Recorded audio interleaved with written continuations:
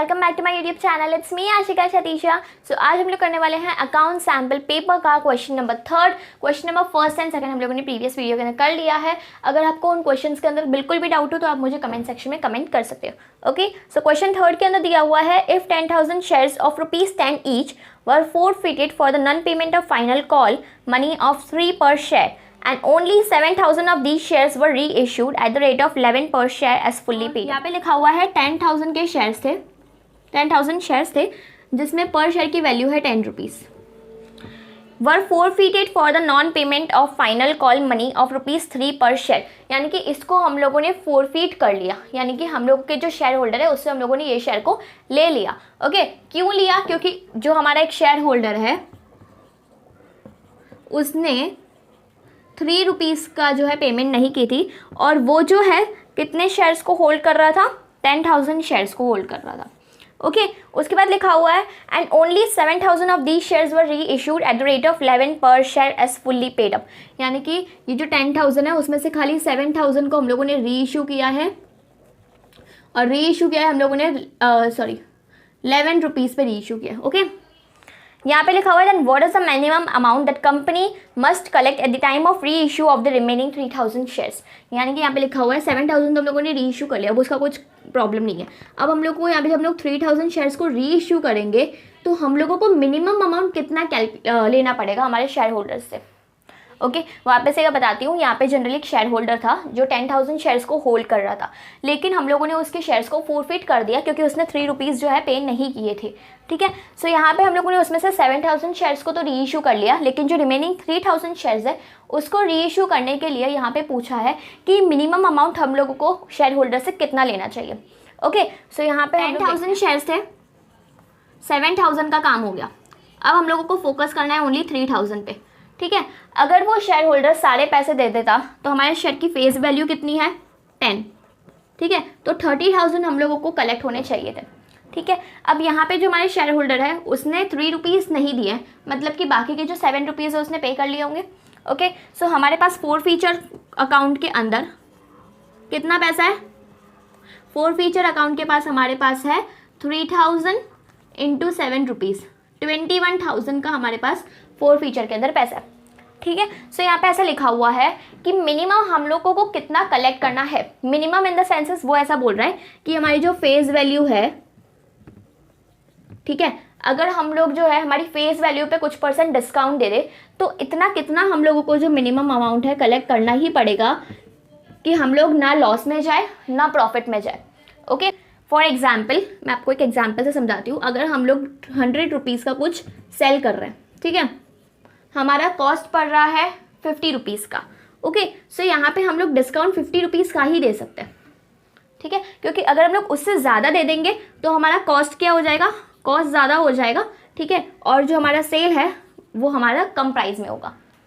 Okay, क्या बोला मैंने यहाँ पे? 100 रुपीज़ में अगर हम लोग कुछ सेल कर रहे हैं, ठीक है, अगर उस पर हमारा कॉस्ट जो है 50 रुपीज़ का, प्रॉफिट 50 रुपीज़ का है। अब सपोज हमारा जो कस्टमर है वो हमसे डिस्काउंट मांग रहा है, तो हम लोग मैक्सिमम डिस्काउंट उसको कितना का दे सकते हैं? 50 रुपीज़ का ही दे सकते हैं, जितना हमारा कॉस्ट था।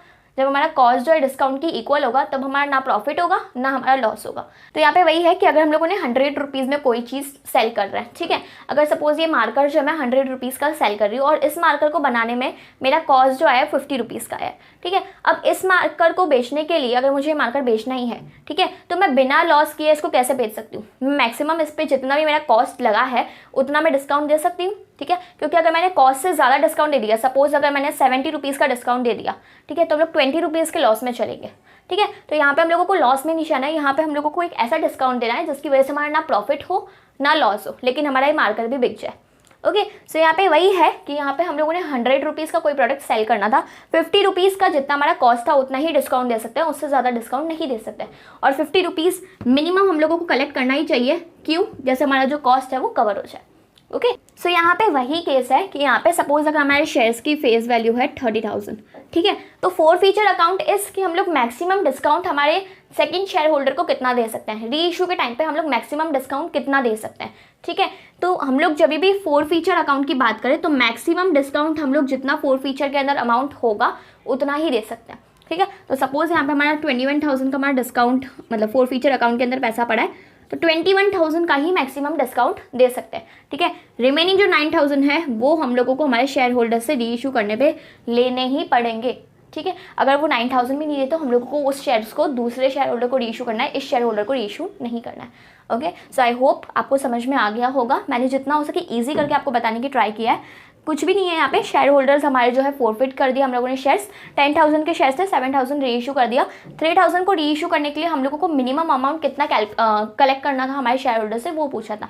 तो यहाँ पे वही है कि अगर हमारे शेयर्स की फेस वैल्यू इतनी है और 4 फीचर अकाउंट अगर हम लोग पूरा भी यूज़ कर ले तो मिनिमम अमाउंट हम लोगों को हमारे शेयर होल्डर से कितना रिसीव होना चाहिए, वहाँ पे उसकी बात हो रही है। ओके, सो यहाँ पे 30,000 हमारे शेयर्स की फेस वैल्यू है, 21,000 is the maximum discount. 4 feature account हम लोग बनाते ही इसलिए हैं कि अगर हम लोग आगे जाके कभी भी हमारे शेयर होल्डर्स को री इशू करें, ठीक है, तो हम लोग मैक्सिमम डिस्काउंट जितना 4 फीचर अकाउंट के अंदर अमाउंट पड़ा होता है उतना ही देख सकते हैं। ओके, सो यहाँ पे 30,000 शेयर्स की फेस वैल्यू है, 21,000 मैक्सिमम डिस्काउंट दे सकते हैं। 30,000 माइनस 21,000, 9,000 एटलीस्ट हम लोग को हमारे शेयर होल्डर्स से कलेक्ट करना ही चाहिए, जिसमें हम लोग ना कोई सिचुएशन लॉस में जाए ना ही हम लोग को कोई प्रॉफिट हो।